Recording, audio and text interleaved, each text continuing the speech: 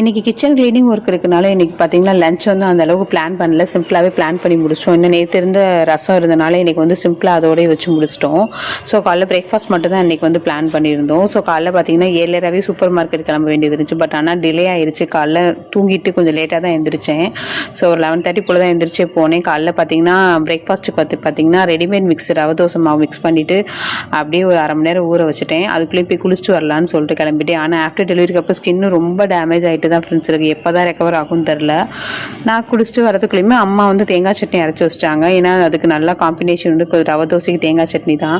நான் ரவை தோசை மிக்ஸ் பண்ணால் எனக்கு இந்த மாதிரி கன்சிஸ்டன்சியில் வரவே வராது. ரொம்ப ஒரு மாதிரி விழுவிலுன்னு இருக்கும். ஆனால் அந்த ரெடிமேட் மிக்ஸ் சூப்பராகவே வந்துருந்துச்சு. டேஸ்ட்டுமே சூப்பராகவே இருந்துச்சு. காலைல பிரேக்ஃபாஸ்ட்டை முடிச்சுட்டு அப்படியே கிச்சன் க்ளீனிங் ஒர்க்குமே ஸ்டார்ட் பண்ணிட்டேன். கிச்சன் ஃபுல்லாமே க்ளீன் பண்ணி முடிச்சுட்டு பார்த்தீங்கன்னா வாங்கிட்டு வந்த கிராசரி எல்லாத்தையுமே அசம்பிள் பண்ணிவிட்டு கருவேப்பிலை கொத்தமல்லி எல்லாம் ஆஞ்சு வச்சுட்டு அப்படியே ஃப்ரிட்ஜை க்ளீன் பண்ண ஸ்டார்ட் பண்ணும்போது பார்த்தீங்கன்னா ஃப்ரிட்ஜில் என்னோட தம்பி பழம் வாங்கி வச்சுருந்தாங்க. என்னை பார்க்க வரப்போ டெலிவரி ஆகி வாங்கிட்டு வந்திருந்தாங்க. அதை நான் மறந்தே போயிட்டேன். அப்புறம் அதை எடுத்து ஃப்ரூட் ஜூஸ் ஒன்று போட்டு கொடுக்கலாம், ஆப்பிள் ஜூஸ் போட்டு குடிச்சிட்டு அப்படியே இன்றைக்கி டேவை முடிச்சிட்டேன் ஃப்ரெண்ட்ஸ். நம்ம வீடியோ பிடிச்சிருந்தா மறக்காமல் லைக் பண்ணுங்கள், சேனலை சப்ஸ்கிரைப் பண்ணுங்கள். நெக்ஸ்ட் ஒரு vlogல பார்க்குறேன். பாய்.